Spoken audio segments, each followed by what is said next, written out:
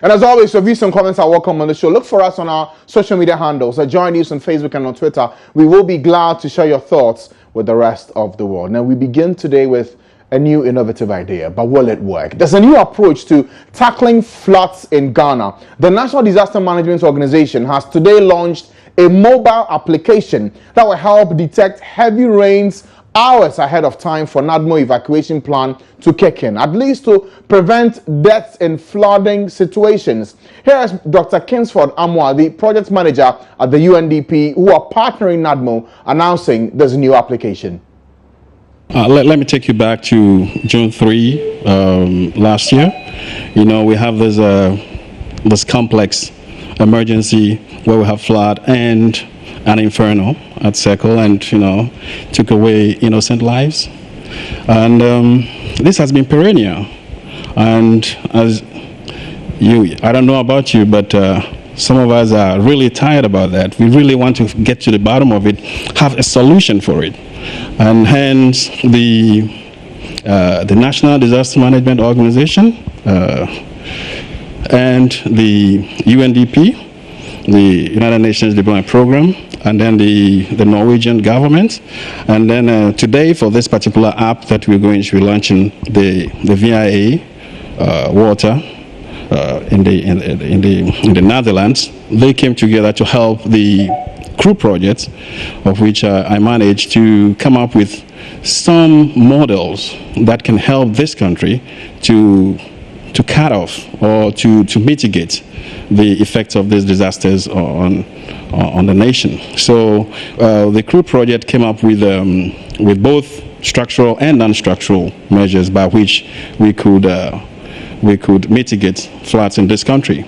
And today, what we have witnessed is a non-structural measure that the CREW project came up with to help this country, and particularly NADMO, to be able to fight or to mitigate disasters. And that is in the app of what we call the FFF.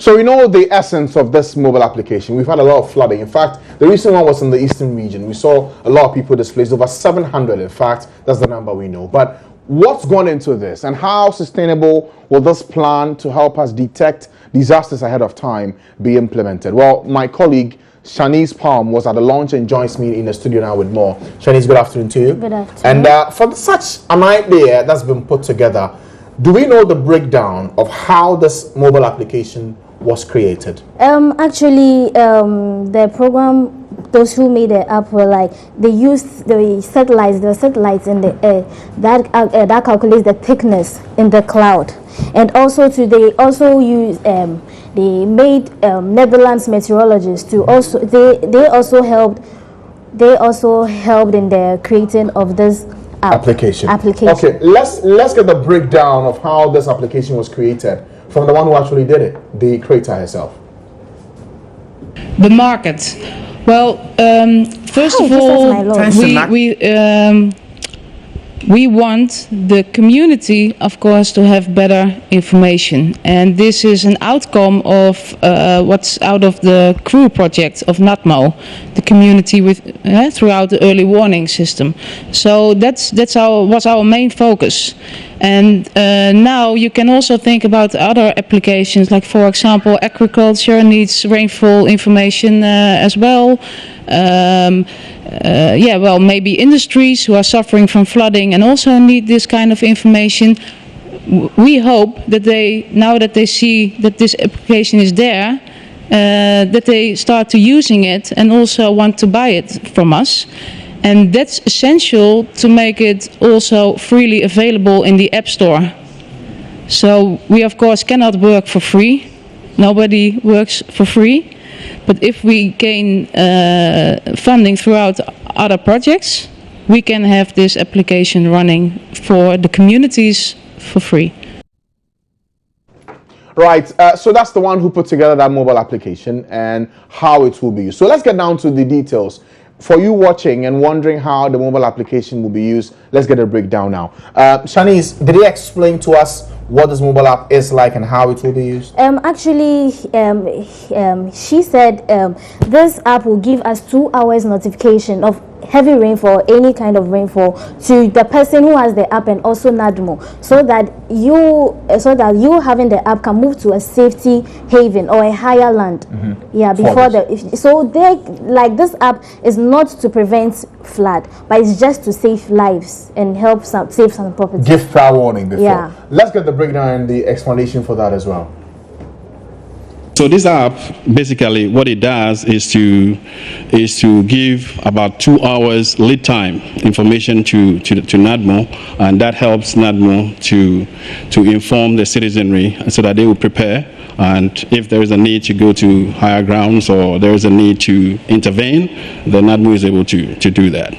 There is, as part of the app, a section that allows for alerts. So once you check in that alert, you will be informed automatically when there is flooding in the area. But for now, those who have it also has the ability to be informed. I mean, by way of the app, they can be informed, just like SMS messages coming to you. Right, so that's the breakdown of how the mobile application can be used and actually why we even need it in the first place. But Shanice, tell me something. This is a good idea in principle, considering the problems we've had in Accra and other parts of the country when it comes to flooding. But do we know, for those who may not have the kind of smartphone where you can download this mobile application, how can they also get that kind of information in real time? Actually, I asked him, those in the villages, how would they get this notification? And he says they are working hand in hand with chiefs to notify these people. They also work, they have this gong, they have communication centers. So before they've given chiefs some phones for them to download these apps.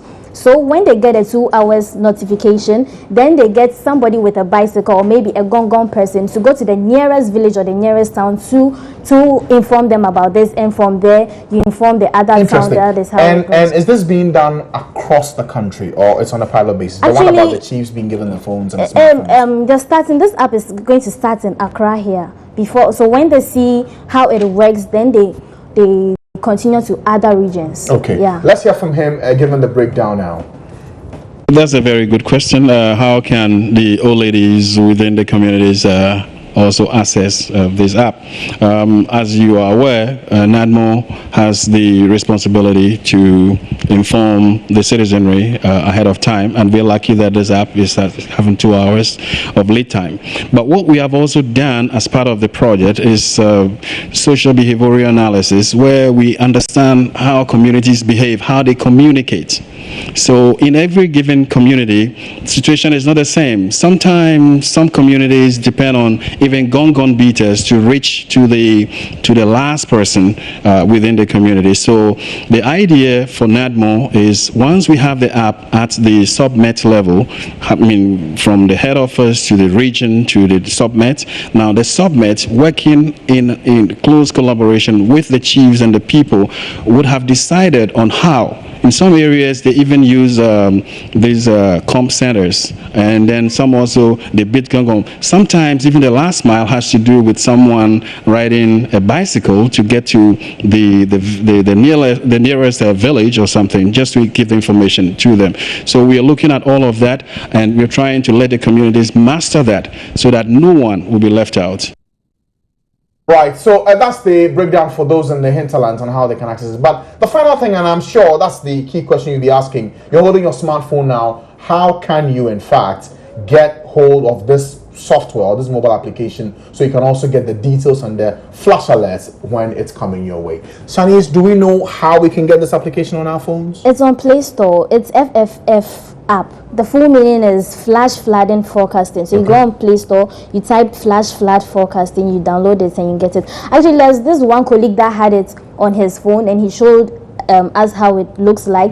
You type where you are, let's say you're in Accra, you type Accra, then you get a map of Accra where you are, and then it's to show you the weather forecast. Wow, Yeah. interesting. Okay, thank you, Shanice. And I'm sure that I'll have to check. The unfortunate one is that I checked for Apple users. It's not on App Store yet, but as she mentioned, for the Play Store, that's Google, Android, you will get that application. That should help us considerably in anticipating that if anything is to happen, maybe here in Accra or in that village up north, or even here in the southern zone, we will get the help that is required before disaster strikes in any community in the country. Thank you, Shanice, for these details. Now, let's move on to another story, which is still of public interest. Unsuspecting phone buyers who overlook the countless plush mobile phone shops and choose the Tiptoe Lane here in Accra as their number one stop shop have ended up being duped by phone vendors who line the streets in that enclave. The unscrupulous vendors employ various tricks to outwit unsuspicious clients, most of whom either first-timers or just a naive person about the schemes employed by their predators. The crooked individuals who exhibit splashy phones, or let me say flashy phones to their prey as bait, leave them in misery by giving them outmoded phones or even no phones at all. If you are a prospective phone buyer who is considering Tiptoe Lane as your one-stop shop, you may want to be security conscious after watching this investigative piece put together by my colleague Latif Idris. There are several phone hubs across the country, but I can confidently say that I'm standing at undoubtedly the center of phone business in Ghana. Now here, thousands, if not millions of Ghana cedis are made on daily basis through dubious means. And some are also made through genuine means too. But the miserable testimonies given by people who have fallen victim to the tricks employed here have not discouraged unsuspecting phone buyers from swapping or buying new phones from Tiptoe Lane here in Accra. The first cellular phone service in Ghana was initiated by Mobitel in 1992, and by December 2015, subscriber base climbed to over 35 million from 34 million registered in November of that year. Sadly though, not all the phone users have pleasant experiences to share as far as the purchase of cellular phones are concerned. Many have been swindled by deceitful phone vendors who brandish splash phones as bait to attract their clients, who are usually unsuspecting. And one hotspot for that activity is Tiptoe Lane in Accra.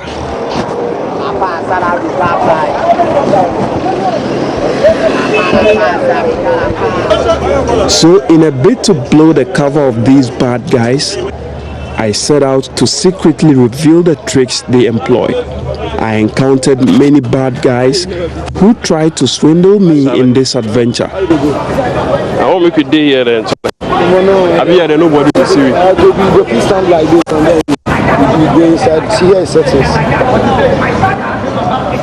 So you say how much? You get hanky, you go take cover arm and then you try everything, you finish and you return. This one will be connection I get to African bro. There you have to tell you the movement guy, that's why I tell you the truth when you see. S6H. H plus. So you say how much? And this one around 600. Oh, 600. I beg you. This one. I beg you. You say? I beg you. You don't say the movement, that's why I don't want to make I call some pointy price and then you know this is true. The H plus, the fresh are bitter move, see about this and the fresh movement are bitter, but you know we are the call this guy. So you make it day here, make it day here. Me this one, I don't go use it. You said? I don't go use this one, so you make it's like a movement and that's why oh, don't worry, you go pocket day, I go drop one from my pocket inside. You go and you know the picture it away. No, but you make it talk about the price first then. So how much? Talk the phone No, is but not like you go put your pocket here and then you stand okay, talk. so you make but you don't see the movement. make it in my pocket. And then you talk you talk. So make you talk properly. Let's stand like this. I just stand if somebody goes, you stand straight like you wait for somebody. Okay. How much you So like this good, as we stand like this. Then right now, nothing there. Yeah. If you make I feel, I mean, they make laptop movements, the clinic. You didn't do laptops or? I mean, any movement I get, I'll be sick. Why? You go find money where you see it, you bring you money, I know the kid. Charlie, for take up. So they do laptops too? I say if you make I feel like I get laptop, I will keep calling you. Any movement that they do, you know, depends the place I will go. Maybe the money I will get, maybe the funds I will get. I'll take them. Boys for survive. You know everything. During one of my secret filming sessions, I came across K-Man, who seemed genuine on the surface. In a bid to lure me into buying an inferior Samsung Galaxy S2 Plus, he reveals to me the tricks employed by people like him, who always parade the streets here at Circle. You say if you meet somebody who is do general business, you know they like you. Somebody will betray you after 4. After 5 eggs, you know say that machine they call at 26 million. But if you give her 5 million, you know say your money don't cash you. But you know definitely the machine they give you, you don't go give you. You get China 1 or Samina or ties, it cut in the form of that food. You know say if that one go give you, so you go tell you to bring a 5 million. If people can't type that one they like you, you go rush you and lie you are show you as miserable school where your money go cash. But if you give us small one, you go take. Because you don't say they will give you. But if you can't wait, meet somebody where you go pay. So that be what people they do for you. That's what they do.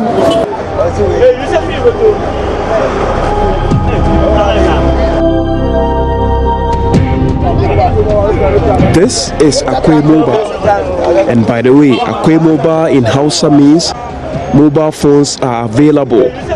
And according to other phone vendors, he is undoubtedly the most popular figure here at Circle. His popularity, though, was gained through notoriety. Akwe Mobile, as he is affectionately called, has duped many phone buyers and occasionally exchanged blows with praise who have either been lucky or smart enough to detect his criminal intent. And today is no different, as he tried the usual tricks on this innocent young boy who almost got the original phone that was brandished before him by Akwe Mobile. But these tricksters are always ready to put their lives on the line to protect the luxurious baits they use to attract their customers. Exactly what Akwe Mobile did. Do you know Azan? You can't remember my phone. You want to see, you want to do the swap. You understand? If I go charge the Chinese Samsung, you know, you take my phone, you run out, you enter car inside telephone. You understand? Hey, baby, hey, Aquaba. If it is for you, take it on. I'll be this one. How much you pricing? Hey, how much you pricing? 70. Kela. Oh, I'm a customer. ABS is here. No, so I see I'm a Tiasama. Tiasama make a change. Tiasama make a change. What's my Thomas? Hey, when I put up phone, no problem.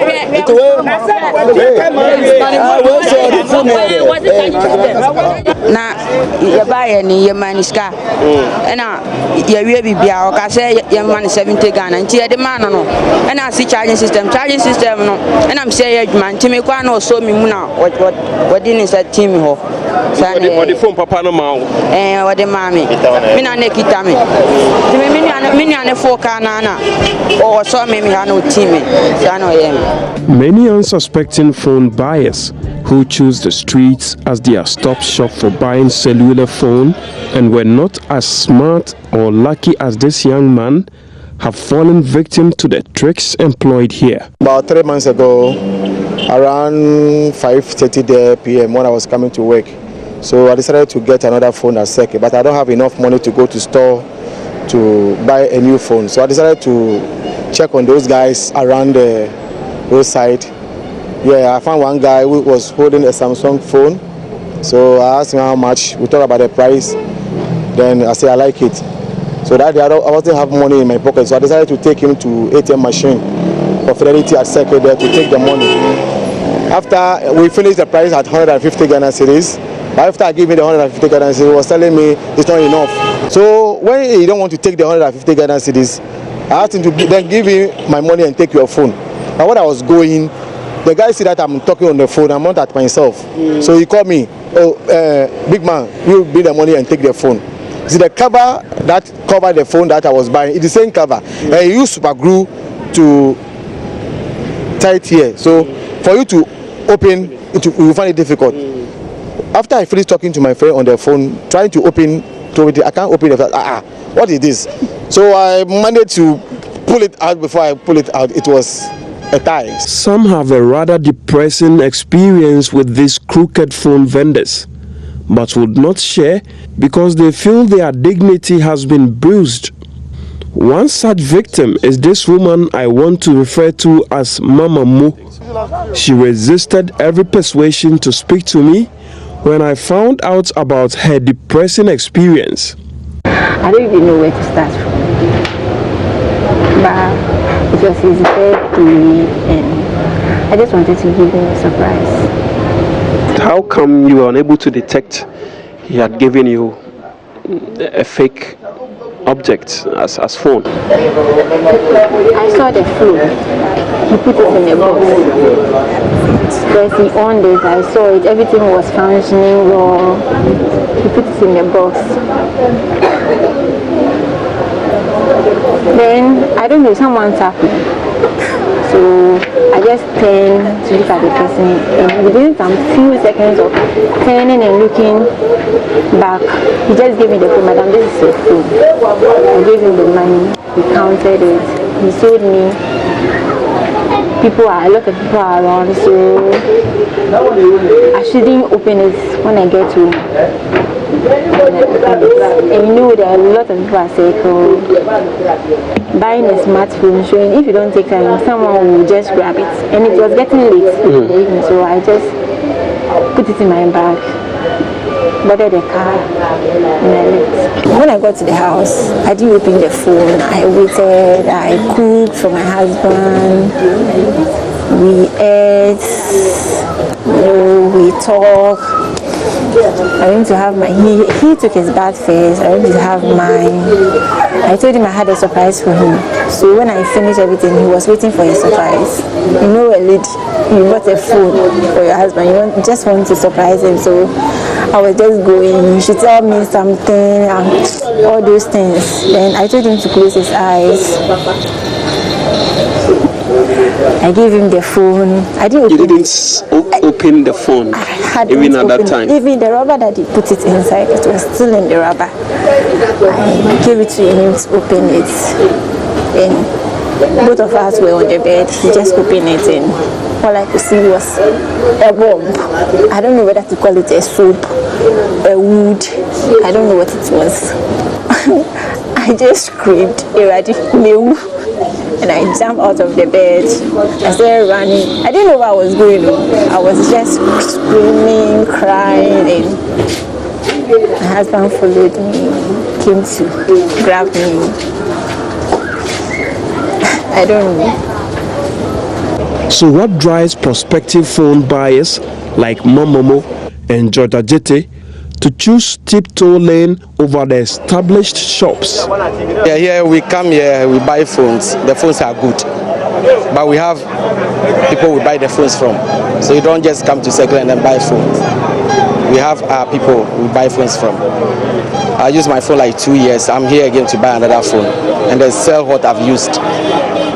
But you know there are some bad nuts in here who are also selling what they call bombs too. Yes, we are aware. We are aware. Last week, a friend of mine came to buy. I wasn't around, I traveled, so he came and bought, and then he came back. He couldn't even see the guy. Couldn't see the guy again. He was given a bomb? Yes, of course. He was given a bomb.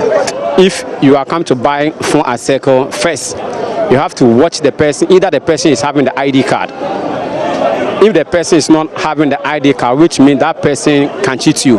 So what are you doing as an association to get rid of these guys from the streets so that the whole of Circle becomes clean, if I should use that word? Yeah, it's a gradual process. At this moment, we are at the point of going to meet the regional police commander and meeting the Nima police commander and meeting Adabaka police commander.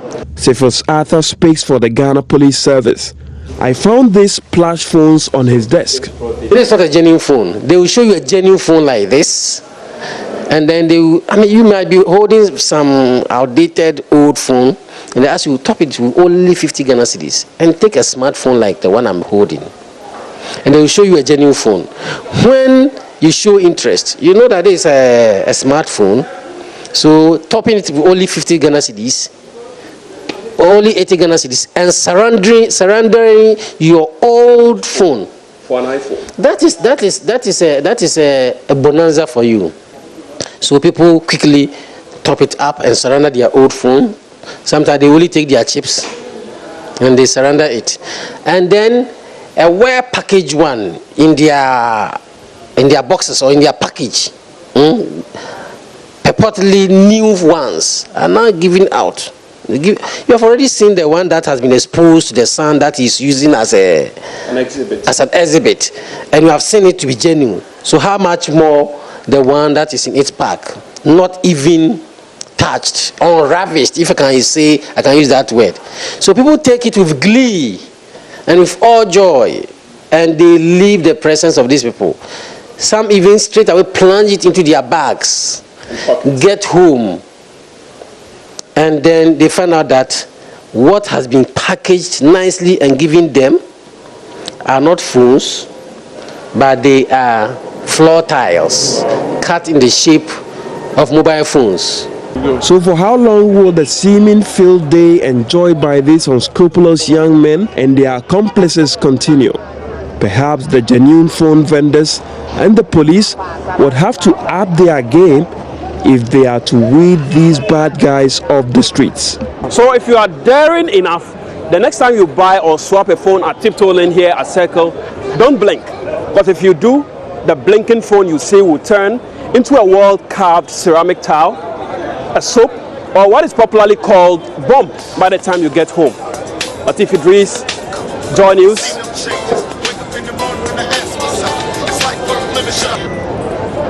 I'm at Tiptoe Lane at Circle. Come pick me up. Oh, that's such a lovely report there by Latif Idris. And I'm sure there are many of you out there who can relate to this story. In fact, even here in this studio, there are two people who are already attesting to they having this experience. But at the heart of this is the question of whether or not you can even afford to buy a genuine phone. Because some of these people who get themselves in this kind of trouble is because they want to look for the easy option out to get a phone on the market. But is it that simple? Or there are too many fake phones in town? Let's delve into this matter a bit more. Derek Lai, Head of Research and Communications at the Ghana Chamber of Telecommunications, joins me in the studio now. Very good afternoon to you. Thank you very much. Now, watching this work done by Latif, is this new to you? Are you shocked by what you saw? No, this is not new to me. We've been discussing this phenomenon for the last 4 years. We've been talking about fake phones, the need for people to have cheap devices so they could be able to have access not just to voice calls but also to the internet. And that's because when you start talking about internet, people want to get smartphones or phones that could do a little bit more than the normal basic feature phones that we find around us. And so you realize that in a bit to be able to move into the smart zone, people, because of issues surrounding cost, are looking for the cheaper options, and the cheaper options lead us to Tiptoe Lane. And I'm not saying that every phone sold at Tiptoe Lane is fake, but it leads us to Tiptoe Lane where how do you put it, like there's an increase at that level. There's an increase where you get linked with people that are selling fake devices, and that's the challenge that we have. But there's some good news, because right now some of these OEMs, the original equipment manufacturers, are selling devices for cheap. So you can get 150 cedis, 200 cedis. You can have a device that can access the internet. We actually wish it could go a bit more lower. And even as a chamber, we've been working with government over the last 3-4 years to be able to help reduce the prices, because import duties for equipment are very high. So people bring the phone in. Sometimes you find a phone being sold in Dubai for let's say 900 Ghana or 800 Ghana cedis, selling here for 1,008, 1,007, and it's because of the charges that are taken for these devices. Yeah. So we worked with government over the period. Thankfully, we've got 20%. It's come back to 10. It's come down to 10%. We're still working for a zero. So that, because for us, we believe that people need to have the devices. The devices should be cheap because people want them, and when they get them, they won't keep it at home. They will use it, and when they use it, then government can tax and government can get money rather than preventing it from entering the market with high costs because of the increase in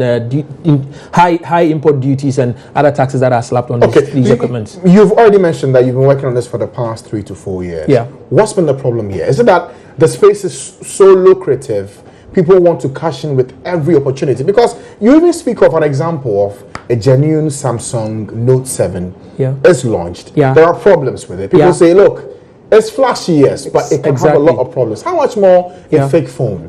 Samsung, the original Samsung manufacturer, has called back 2.5 million devices. This is the Note 7 that was just launched about 3-4 years ago. Yeah. So my point to you was, if even this original manufacturer is struggling with the devices even making now, that should ask a bigger question as to what kind of phones are we buying in town that we don't know where they are from, because they are fake devices, substandard devices that are mimicking original equipment, devices that are mimicking, copying trademarks, patents of original smartphones. Now what they do is that they try and make the phone look like it's what you think it is, and you buy the phone, your interaction with the mobile network itself is not the same as somebody using a genuine phone. So you have a system where you have a phone that immediately you plug in a charger, then it begins to heat abnormally. You ask yourself, what's happening? You have a phone that if you join a taxi or a cab, or you are driving and you pick up a call, and you realize that what we call handing over, where the call switch from one cell site to the other cell site, immediately that switch doesn't happen, the call breaks, and you ask yourself, but somebody is talking, why is it that I'm driving and I can't? So the point is, what a normal smartphone would do, you have a scenario where your substandard device or your fake device will not do, and you end up blaming the mobile operator that the network is giving you bad service. But it's because of some of the phones that we use to access the network. Truly, there's been some study that was done in, I think in Brazil in October 2011 by GSMA and Qualcomm, and about 18 devices were put down, substandard devices and genuine devices were put down. They realized that they did tests regarding what we call the handing overs, tests regarding battery, because these phones have not gone through the right testing and certification processes. They've not gone through government approvals. They don't have the right regulatory compliance surrounding them. The standard test that every smartphone should go on before it's released for even consumers to access them, they've not gone through them. But yet it finds its way onto the market because it's cheap, and we think that we want to get something immediately. So somebody said, we listened in the studio, somebody said that I got my phone got lost, so I had some 200 cedis, some 300 cedis. I wanted to get a phone, so I walked down there and I was sold a soap. Yeah. But the challenge is, even with 200 cedis and 300 cedis, you can get genuine devices. That's why the likes of Infinix came in. Infinix supported by Google and the rest. You're seeing some devices like Samsung is giving low-end devices like the Duos, the Primes. These are phones that can access the internet, just that they are not bigger screens, they are not AMOLED screens, they don't have all these fine features that go with them, but it can give people the kind of guarantee that they want, that you can access the internet, and then you can also you do your normal voice calls. There are two things here. First, if someone has gone to the market to go buy a phone, how do I determine that what I'm buying is not a stolen phone? Is there a mechanism to help us all against it? Well, there are certain key things that people could have done, but just that recently is a bit difficult because the cloning has advanced, such that there was this process where you type *#06# on your device. Again, I take a *#06#. Okay, let me and then you get a couple of the numerals and alphabets that hit you, what we call the IMEI. These IMEIs are supposed to be special numbers that are made for each phone uniquely. It's a security feature that was made for each phone uniquely. But you realize lately, our guys in the Asian market are able to clone further, and then you can have even substandard devices that are mimicking, and one IMEI, genuine IMEI, can be cloned for like 100 phones. Wow. And then that's a challenge. So lately, this initial, like this quick feature that I just spoke about is not too effective like it used to be in the past. But consumers can do something for themselves. Some of the things that consumers can do, one is, when somebody's phone gets lost, the things that you're worried about first, before the phone, is your contacts, and then your pictures, and then your video or something. So you can try as much as possible to do your personal backups. That is one important thing that you can keep doing either on a weekly basis. Those who are tech savvy can have access to cloud services, like particularly iPhone is providing some amount of some amount of space for people using iPhones to save on the cloud.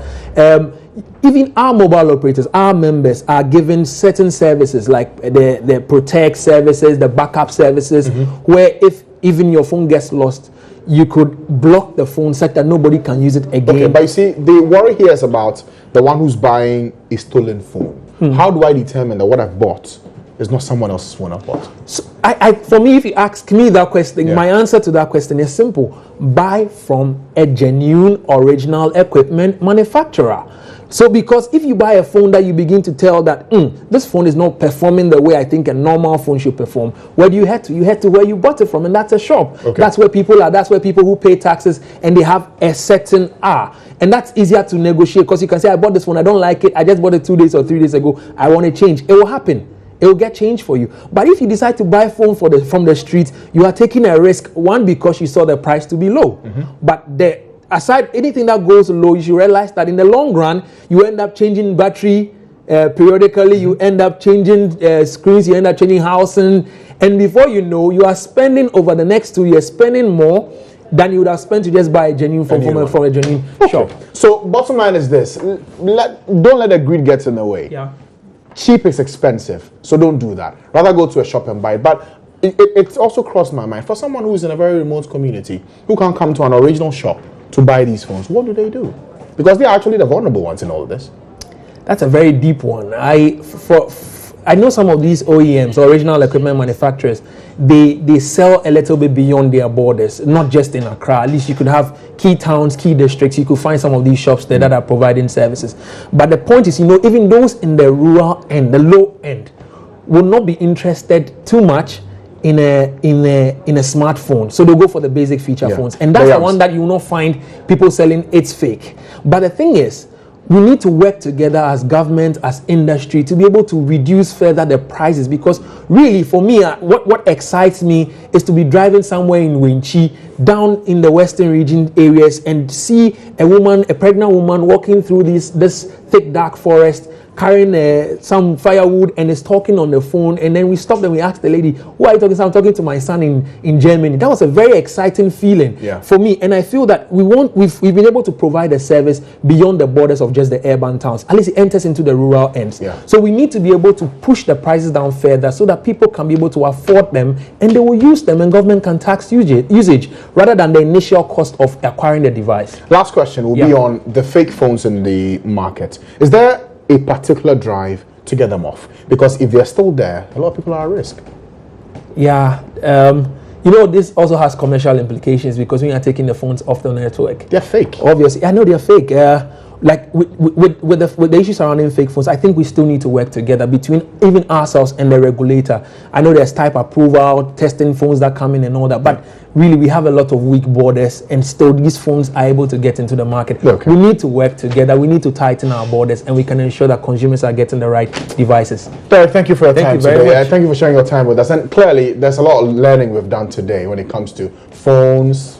Cheap is expensive, so don't do it. Go buy a phone from an original shop. And maybe Titoli may not be your place to go. Enter a shop, buy the phone. If there are problems, you can go back to it. Thank you for coming today. Derek Lai is the Head of Research and Communications at the Ghana Chamber of Telecommunications. After the break, we'll talk about another thing that's very basic but very important. In fact, it's hurting a lot of people. I'm talking about the fuel we're buying these days and the quality. Questions have been raised about it. Dirty diesel, they call it. We'll delve into that matter a bit more and get some answers from the NP, the National Petroleum Authority, the regulatory body for the sector. Details after the break. Stay with us. Including Ghana. Sulfur amounts in the fuel is said to be over 300 times more than the accepted limit in Europe and thought to be putting consumers at risk of contracting various respiratory diseases, including asthma.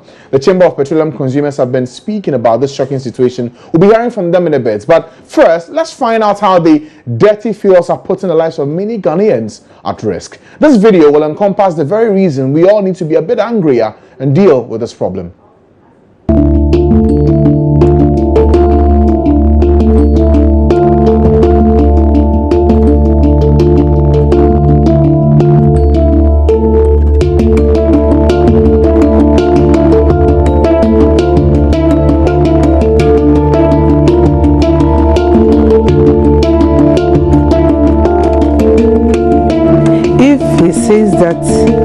I have an attack, he will just run and look for my pump and bring it to me, put it on me, because that time I cannot do anything. Then press it, I will inhale for some time, then he will put it again and then press it again, and he will ask me, "Mommy, are you okay?" Then I'll tell him, yes, I'm okay. If I'm not okay, I can't talk, so he will see that still I'm not okay. So he will continue giving me the pump, pressing it till I will answer him, "Junior, I'm okay." Then he stops before he will go and call somebody that mommy is sick.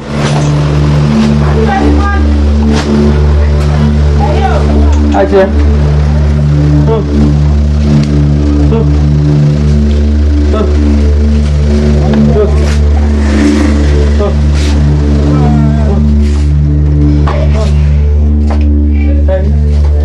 Rubber blue. The big fan. What? We don't have fashion. Oh yeah, make us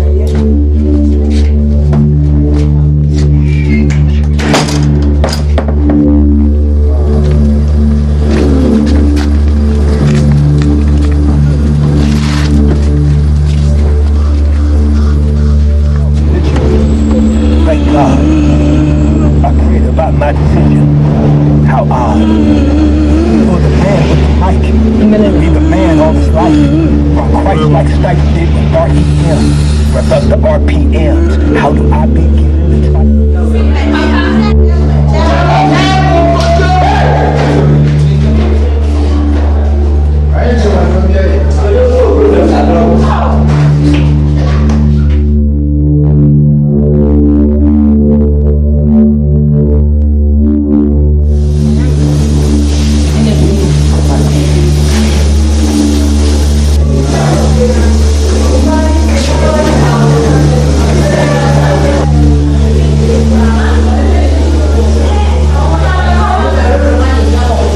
The sulfur element in petrol is combusted in the exhaust fumes and gets into the atmosphere.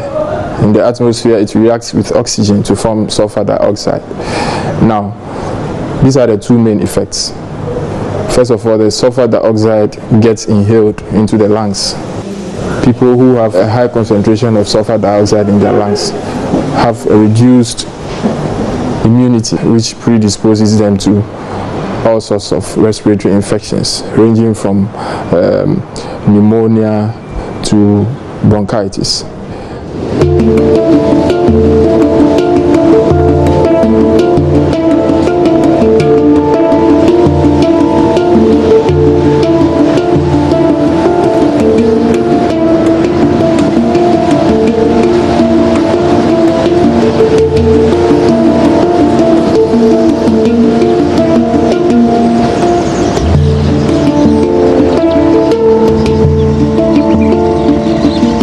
What I'll say to any company that tries to maximize their profits whilst trying to increase the burden of illness in any country is that it is criminal to do that. What it means is you are killing people.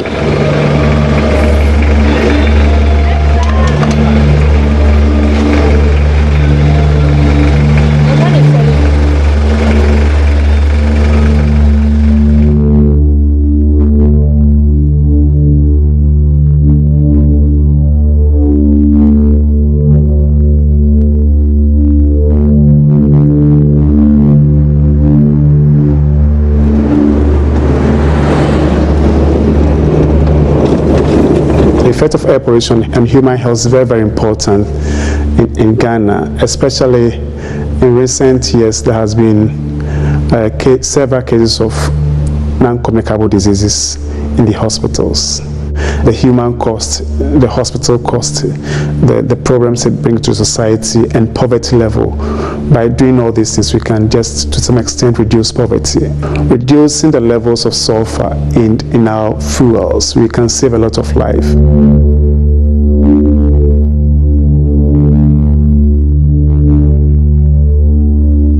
Well, I've also heard that most of these oils that we use in Ghana here are not properly done over there at overseas. But the question is, as in Ghana here, we cannot be part of it, and we cannot do it. So we normally depend on the foreign fuels and other things that they bring to Ghana here, and that's what we use. We have no option. That is the only thing that we can also use. Yes.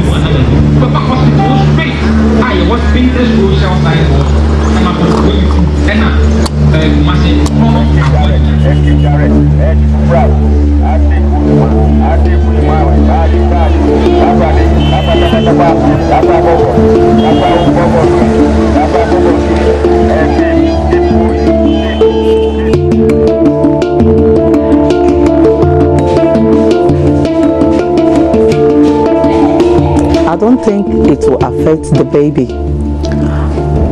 I have to get healthy, I have to get strong to use my breathing to push the baby. So if I have an attack, I don't think I can push the baby.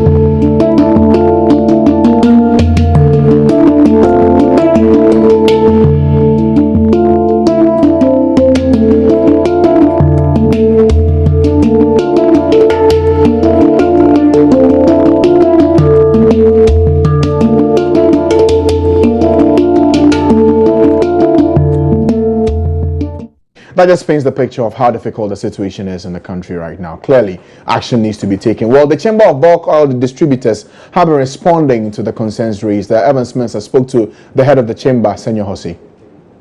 I can appreciate the study, but I think that the accusation is being placed very wrongly. The foreign traders are supplying this market what this market asks for. The standards that are set and what is supplied actually is quite different, but in a positive sense. The traders supply this market much better than the standards that we set. If we want to improve on the standards, I don't think it's the traders' fault. Let's talk about the standards. Yes. What is the standard now? We have for diesel, it's 3,000 ppm. The markets and BDCs are supplying the market about 2,000 ppm in some instances, and in some other instances we even do 1,000 ppm and below. ppm meaning? Parts per million. We're talking about sulfur content. In other words, this is a measurement of the level of sulfur in the product, in the diesel. Exactly. Okay. So you have it much better than the standard says we should do. Okay. So what you have is not what we supply the market. It's not substandard. It's overspec. They link it to what exists, the standard in the European Commission, so which is what, 10 ppm. Ours is 3,000. It's I think below 15 ppm or so. In Ghana, if we want to achieve that, we have to set that as a standard. To do that will also mean that there will be cost implications, because to ask for a Rolls Royce when you are driving a Corolla would definitely mean you should spend more on the car. All right, so that will require us to pay more, and that is a decision that standards government through the NPA would have to take. Let's break this down a bit more for our viewers and listeners. So what you're saying is that if you refine it down below to the European Union standards of 15 or 10 ppm, it's more expensive. It's more expensive to do that. It's more expensive. So if we're going to and it's apply the same standards locally, yeah, we should be ready reduce to from 3,000 to 10, then it's going to cost us more. And it's also going to have logistical implications also for us. See, the standards across West Africa are largely similar. So what the diesel that comes to Ghana is practically the same diesel that goes to Nigeria. So it makes the logistical cost much cheaper, because one huge vessel can come and feed Ghana and then Nigeria at the same time. But when yours is really unique, all right, it means that vessels would have to head here largely for you, or probably special compartments are left for you, and that comes at a premium as well.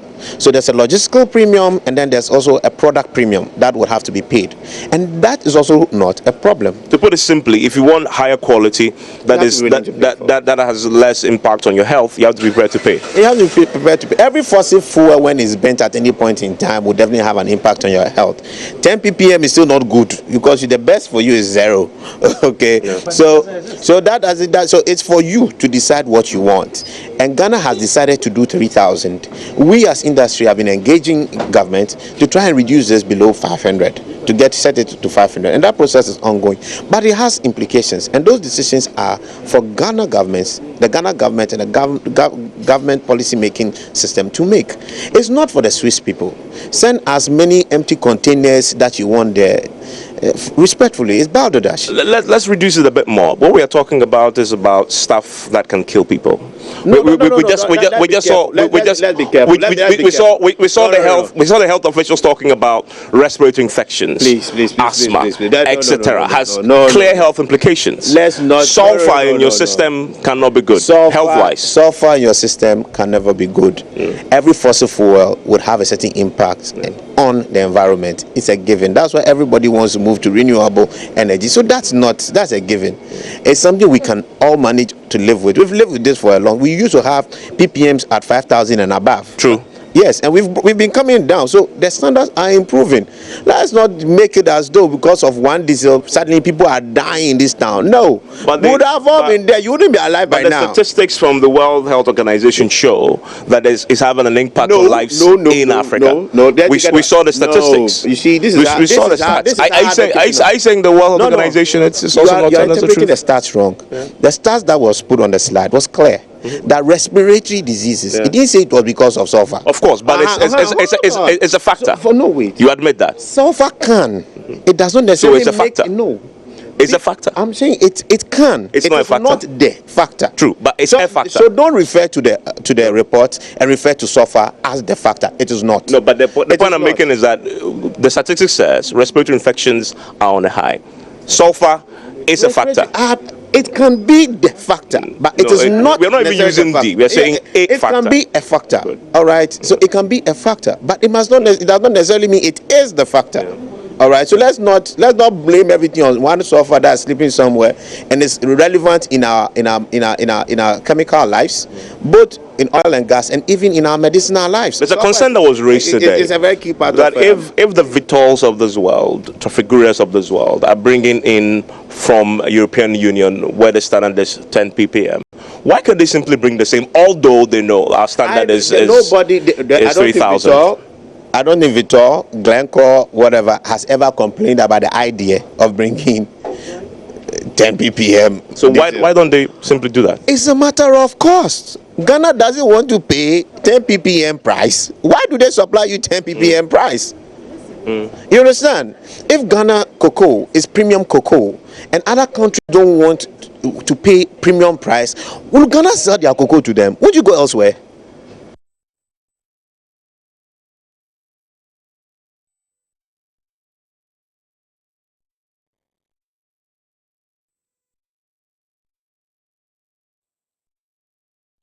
Right, so clearly a lot more needs to be done, and later on in the show there's still a lot to bring you here. We'll try and get some answers from the EPA and also from the MPA as well. But let's move on to other issues. Today the president has been busy.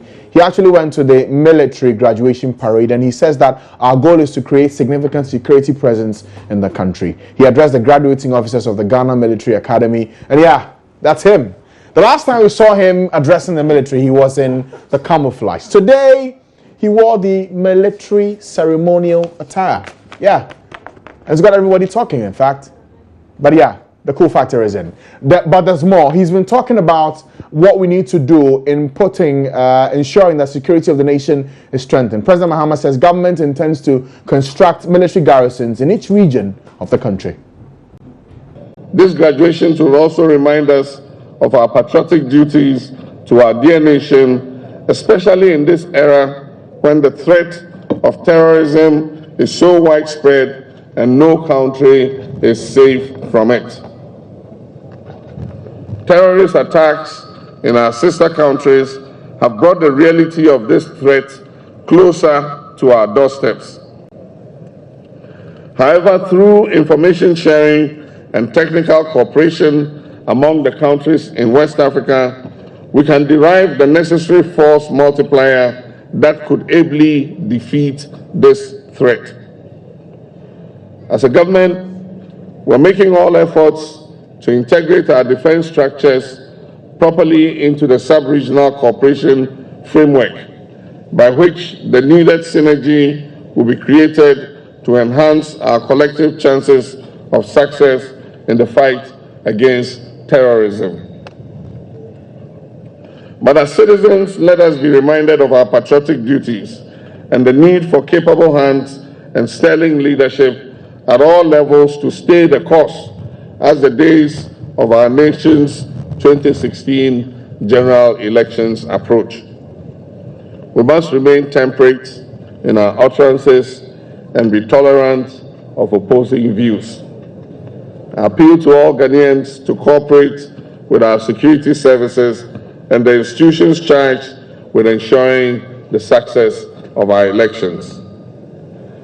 I wish to assure all Ghanaians, and indeed our foreign partners and well-wishers, that as a government we will maintain the highest credibility of our elections and continue to do everything possible to safeguard our democracy.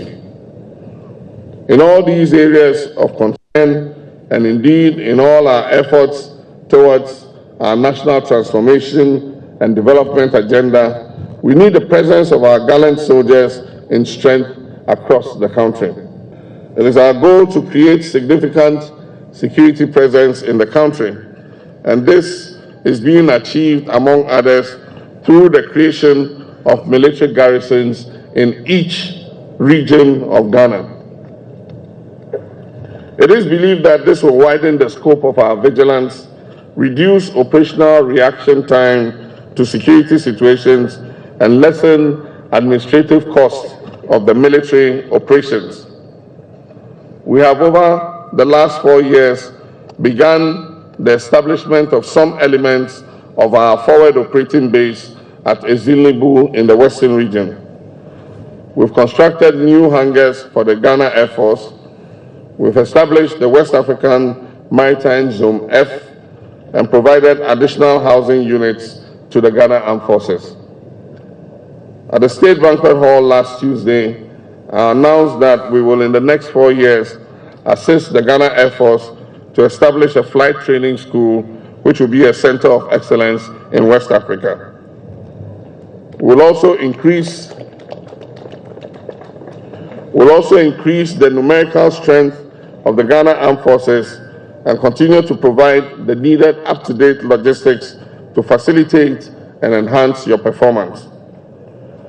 My gallant men and women of the Ghana Armed Forces, you would acknowledge that in the past 4 years, government has taken pragmatic steps to improve the logistics, infrastructure, water supply, especially here in Whistler and Wajir barracks, roads and sanitation situations in. He's been a busy man today. He's been addressing the military. He's expected in Sunyani tomorrow. Not an easy job being president of this country. Well, there's still more in store for us here on the show. After the break, we'll sit down and have a very interesting conversation. There's been a lot of news recently about men of God either sleeping with someone's wife or being caught in one problem or another. Now, we're hearing from the Presbyterian Church of Ghana saying that a number of their ministers are asking for divorce. What's the problem? What's the link between men of God, sex, and divorce? We'll bring you that conversation after the break. Stay with us.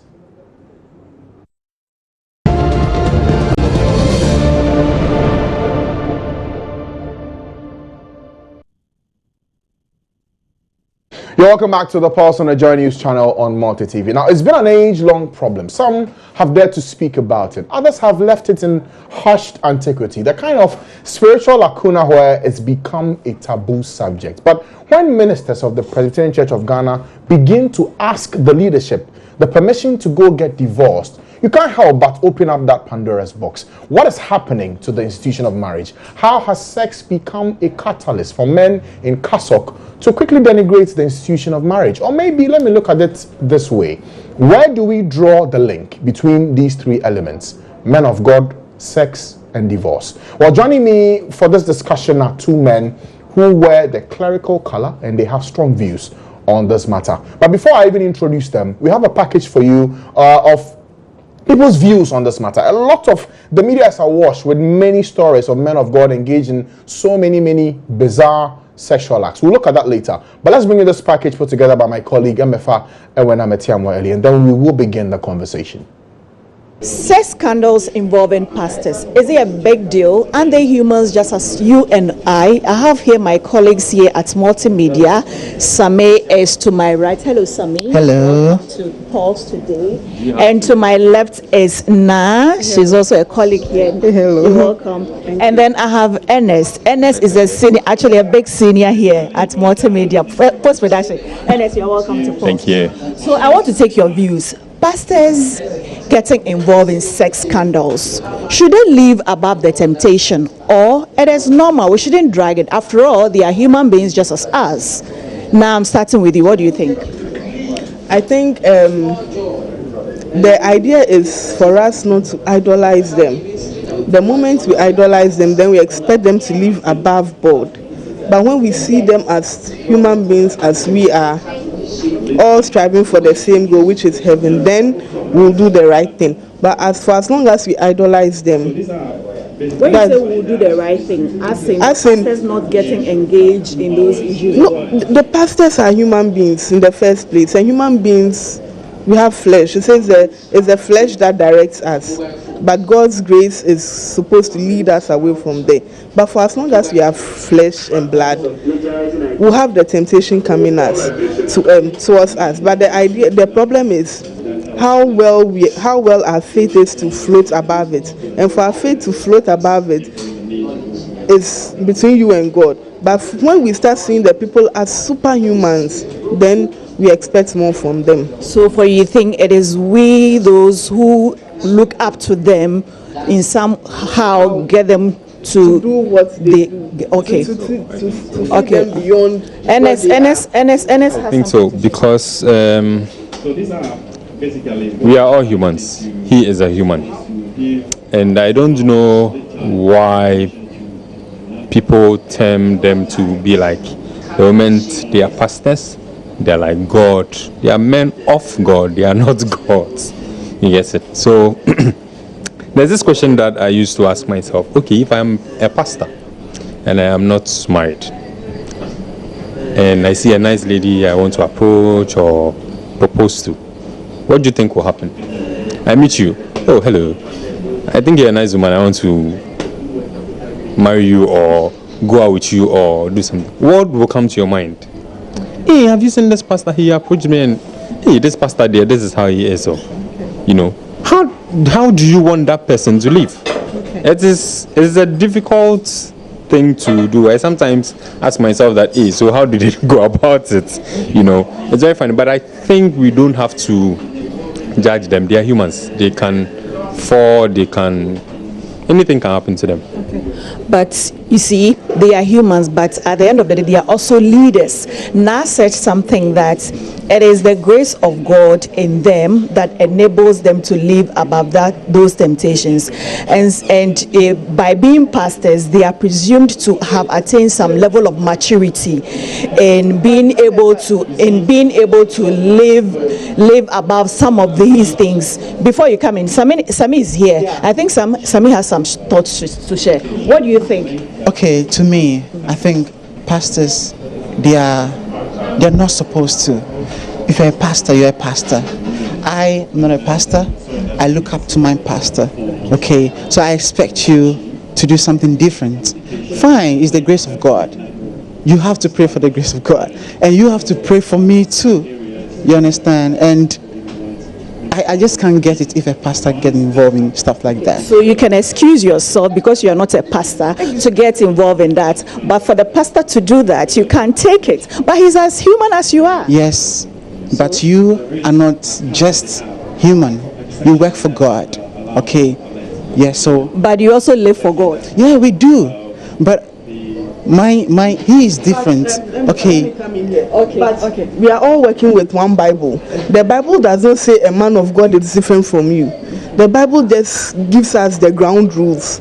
Take Peter, for instance. He was walking on the sea with Jesus. The moment he took his eyes away from Jesus, he started sinking. It's just one focus. Whether you're a man of God or you're not a man of God, at the end of the day, we are all striving towards the same goal. It's the same heaven we are all going. We either become sheep or goats.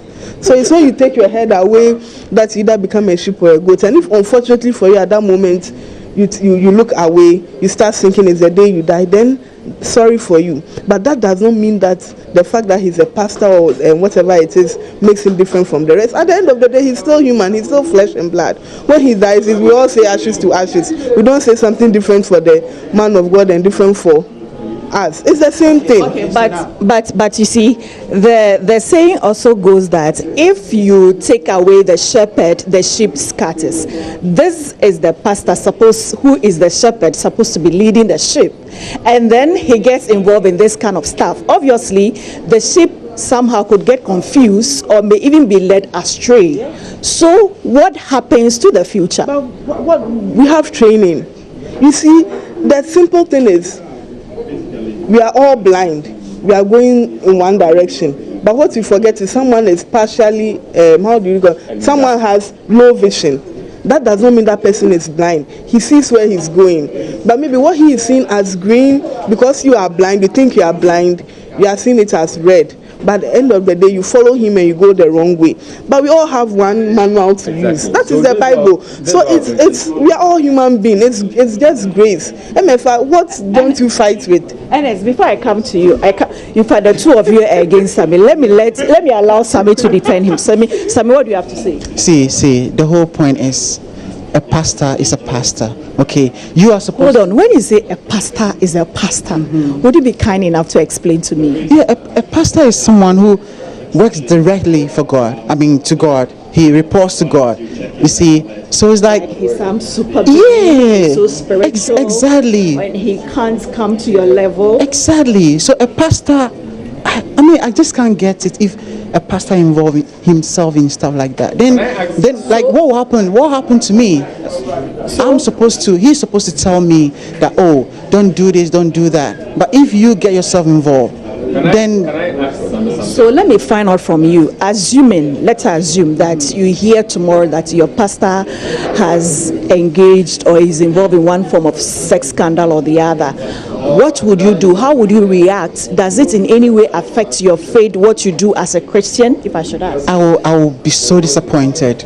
And I don't know. I don't think my pastor will do that, but I'll be. Your pastor is human. See now. You can tell me today that now I'll give you 1 CD. But the fact that you are not able to give me 1 CD and you give me 80% or 50% does not mean that you stop being a human being or you stop being the kind person you are. You are still the person, and the fact that someone can give you 2 CDs does not make that person different. At the end of the day, your pastor is still human. But you know what he does behind the cameras that you don't see, but you have idolized him. It is one manual. Being disappointed in the pastor, but what I want to ask Sammy is that you don't have to ask him what you want to say. I mean, that's his opinion. Disappointed in the pastor. Nat said something that because he's looking up to him. Exactly. Yes, he's looking up to him, but the fact that you are looking up to him doesn't mean that is what you are supposed to be. Do you understand? But he's looking up to him because he doesn't have a clear idea as to how to go in life, do certain things that we are following. Yes, we do. That is the Bible. The pastor reads it. He knows how he understands it and how he's going to communicate it to you. Someone else also sees that same kind of quotation or whatever and says something else. Like now saying, he is seeing this color and then driving towards that angle. But if you also read it and you understand, because God is there for each of us, He's there for each of us. You get it? So if I also pick the Bible and then I decide that, okay, today I'm a pastor, it's just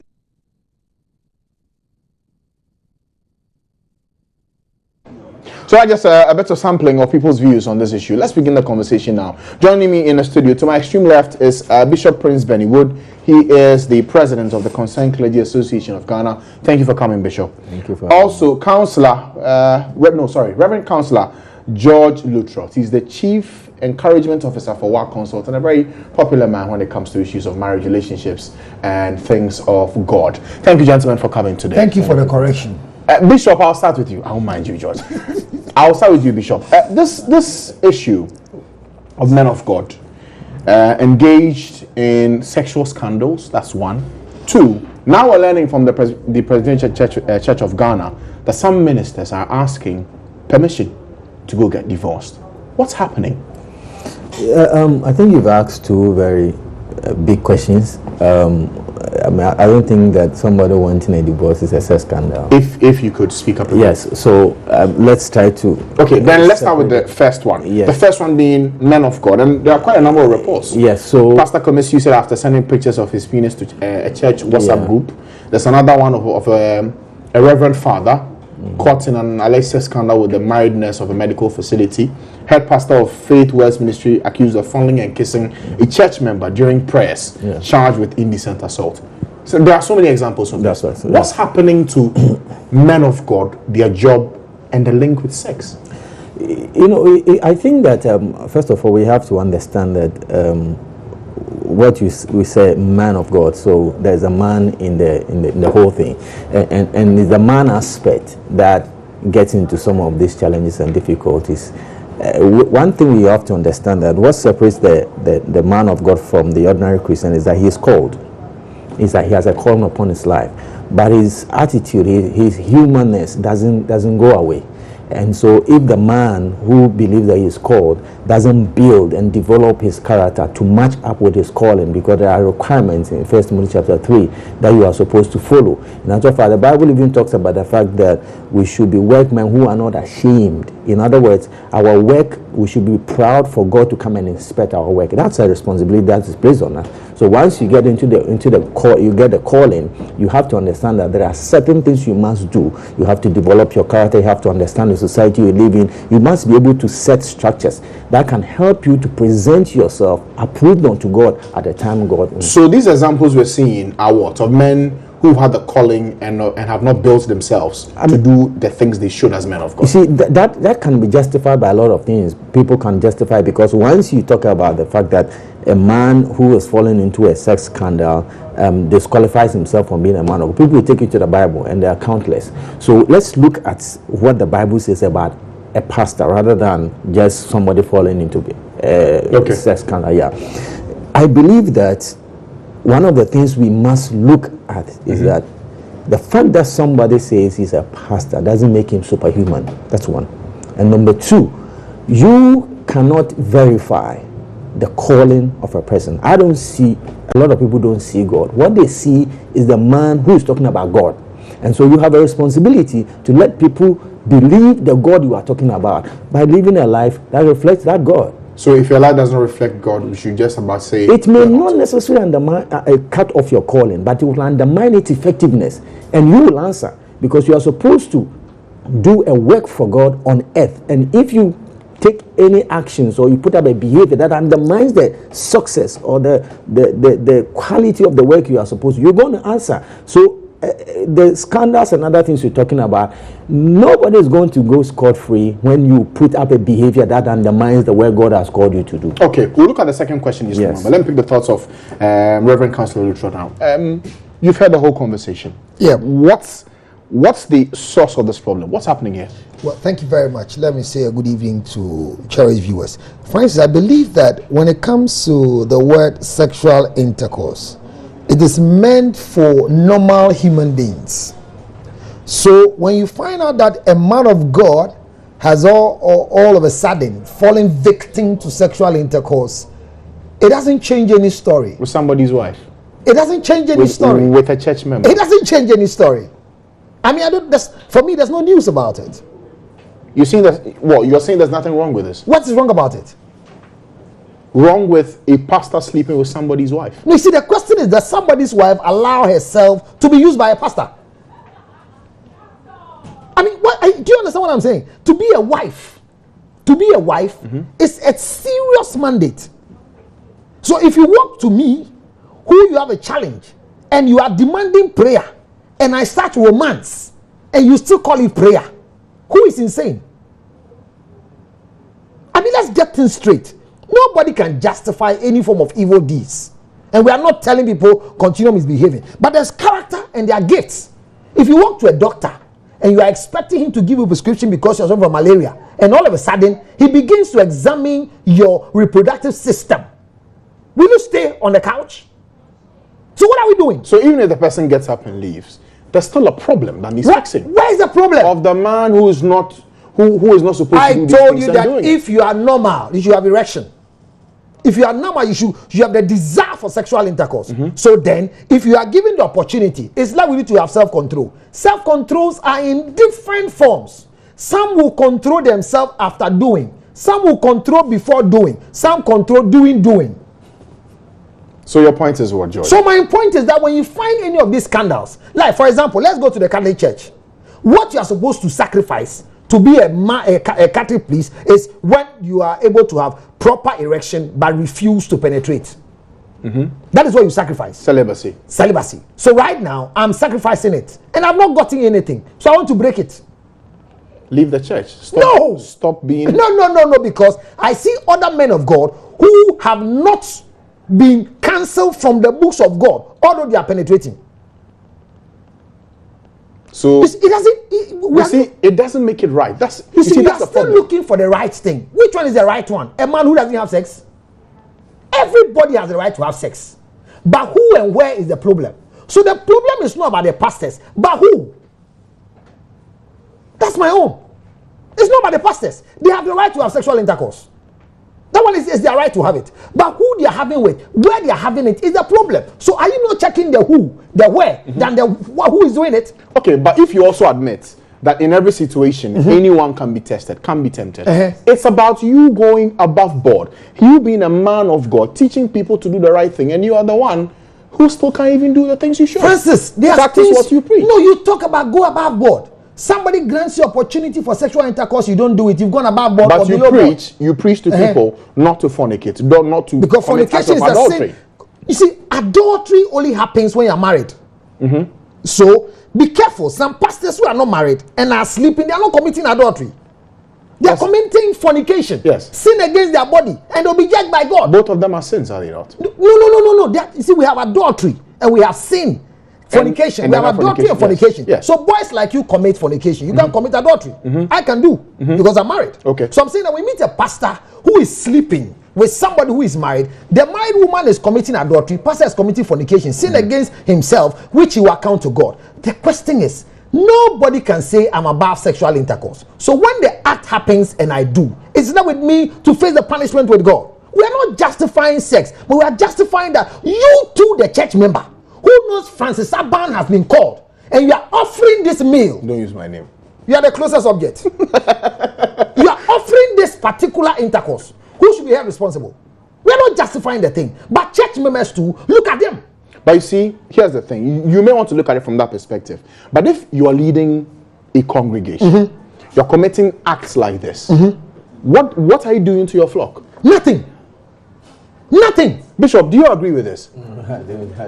I think that if you are called, I mean, the Bible talks about that strike when they. Bishop, please speak up for me. You talk about strike the shepherd and the sheep will scatter. That's right. When you are a pastor, you get into a problem that becomes public spectacle. It is just like you being under attack. Your people become discomforted. They become confused and frustrated. The point is that the pulpit had presented pastors in a particular light. And so the members have a particular perception about their... It is based on that perception that they react when they hear things about the pastor. Thank you. You understand? So if you have allowed your people to believe those things... Recently, let me give you a quick example. Recently, Deeper Life, of Komoyi, he came up to say that there are certain rules he set in the church he thinks does not happen in the church, or he wants to abolish them before he dies. Yes. Now he has presented himself as impeccable. At the at the point in his ministry, he's coming up to say those things I did now I don't think it's right. Now he exposed himself for the people to know that we can trust you. He still have his people, but the people have lost an element of trust. So that's what we're saying, that God may not take the mantle out of you, the anointing will still be there, but certain people within the congregation or the court will begin to doubt whether they can continue to have that trust. And the point is this, it's so important that one of the things that help the flow of the anointing and the work of God is faith. And all these things has a way of undermining the faith. And it's not good for us to let the people lose faith in us, because like I said something earlier, they don't see God, they see us. When they lose faith in the pastor, it is likely they will disregard the presence of God. It happens a lot. You understand? What happens is that at the end of the day, they begin to use the pastor as a yardstick. So who is wrong here? Is it the pastor or the congregation? No, but the point is that the pastor is leading the people, teaching them the scriptures. And what the Bible says, and so don't put your trust in a man.